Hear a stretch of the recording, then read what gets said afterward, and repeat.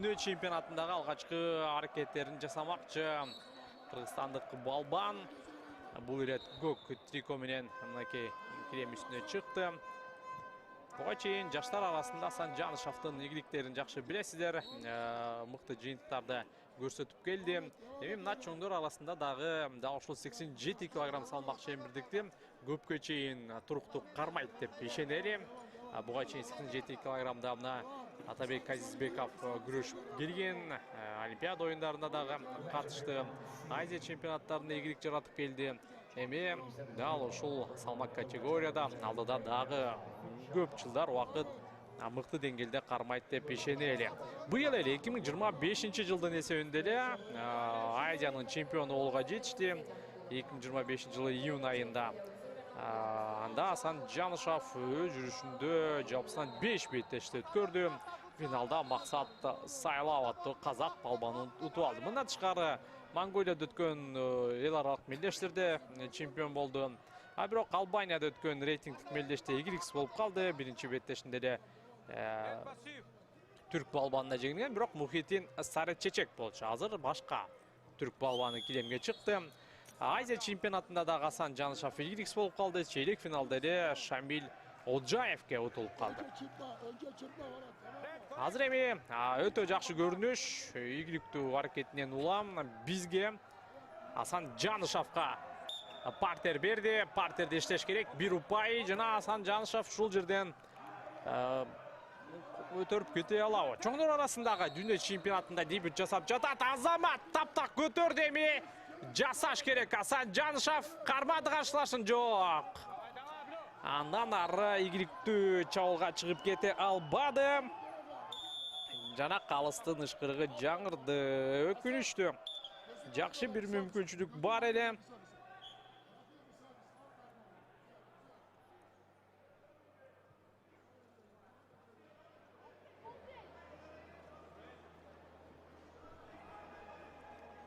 Эми туруу алуунда албетте иштеш керек эми. Буга чейин чоңдор арасында дүйнө чемпионаттарына катышкан эмес. Эң алгач 2023 жылы 20 жашка чейинкилер арасында дүйнө чемпионатына катышып, коло медаль тагынган Асан Жанышев. Анда ал өз жүрүшүндө грузиялык Качико Боквадзеге жеңилип, андан соң көңүл жуатуучу беттештерди өткөрүп, коло медаль үчүн күрөштө дагы утуп алган. 20 жашка чейинкилер арасында дүйнө чемпионатына коло уткан. 2024 жылы дал ушул 20 жашка чейинкилер арасында дүйнө чемпионатына катышып, биринчи орунду ээлеген. Ошол эле жылы 23 жашка чейинкилер арасында дүйнө чемпионатына катышып, коло медаль тагынган. Мына ушундай ийгиликтери бар. 23-17 жашка чейинкилер арасында Азия чемпионаттарында жалпы жонунан ал 4 жолку чемпион. 4 жолу өз бир нече жаш категория боюнча Азиянын чемпиону болгон Асан Жанышев.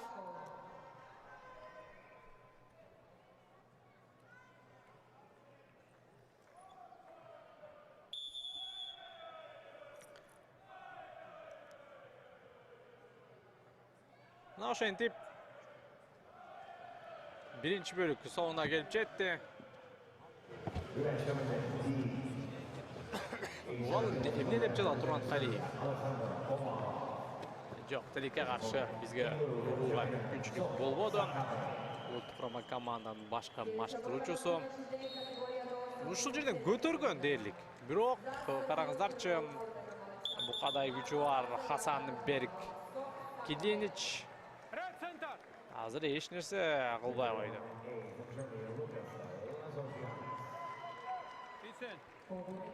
Эми экинчи бөлүктө ойлош керек. Азыр экинчи бөлүктө партерди тескерчи Хасан Берк Килиничке берип коюшу мүмкүн. 30 жашта. 30 жашта бул спортчу, бирок аталган спортчу деле буга чейин дүйнө Азия чемпионаттарына катышып ийгиликтүү болгондугу жөнүндө эч кандай маалымат жок. Асан Жанышев жок дегенде килемдин сыртына түртүп чыгарып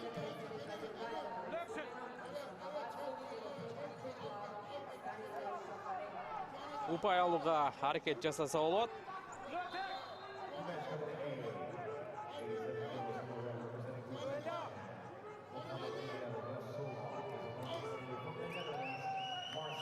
Азыр мына Асан Жанышевка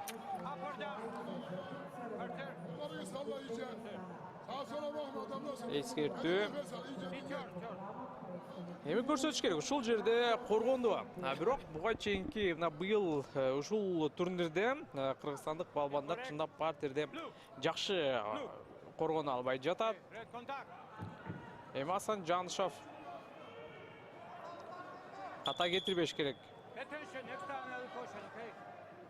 Уран Калилов Уткова команданын башкы машкыруучусу.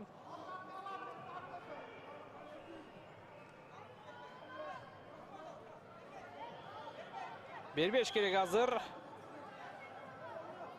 Жакшы, бирок ушул жерден күтүүдө жана каршы чабылды. Ай, 2 упай жок, 4 упайды көрсөтүүдө.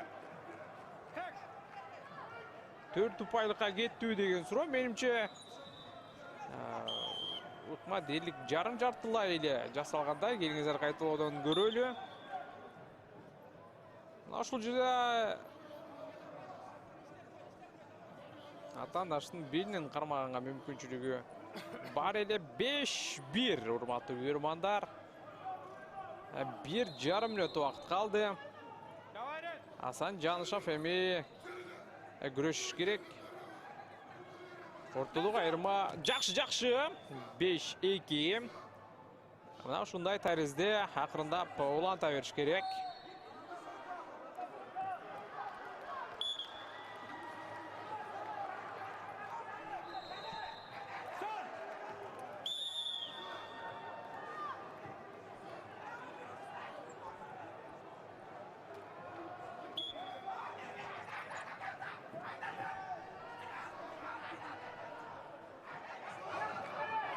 Esep 5-4. Жана чарчады түркиялык балбан. Албетте машыктыруучуларды эми федерация өзү баа берет. Бирок кандайдыр бир деңгээлде сөзсүз түрдө машыктыруучуларда дагы бир аз маселе бар.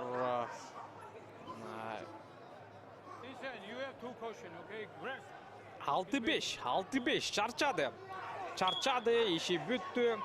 Жана Асан Жанышев албетте андан ары эс алууга мүмкүнчүлүк бербестен дагы да болсо атаандашка басым жасай бериш керек.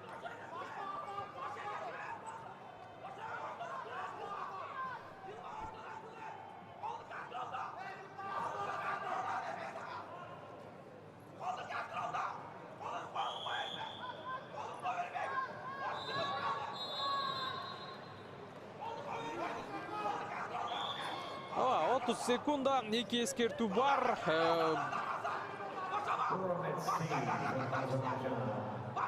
Башка машыктыруучу азыр өтө эле эмоционалдуу. Азыр эми абалды көзөмөлдөп турат. Эми ушундай жерде эмне кереги бар деген суроо мынчалык кыйкырып.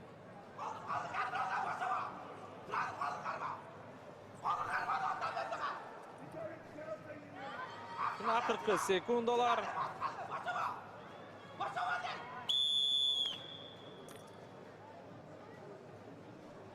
Жана ошентип Асан Жанышев жеңишке жетти. Эсеп 6-5. Асан Жанышев азамат. Бирок биринчи беттеш оңой болгон жок.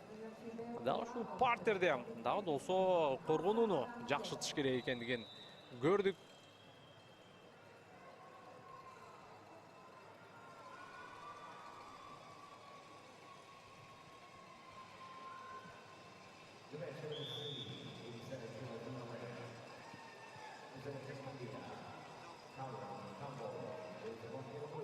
Финалда да бул беттештин урунтуучуларын көрөбүз.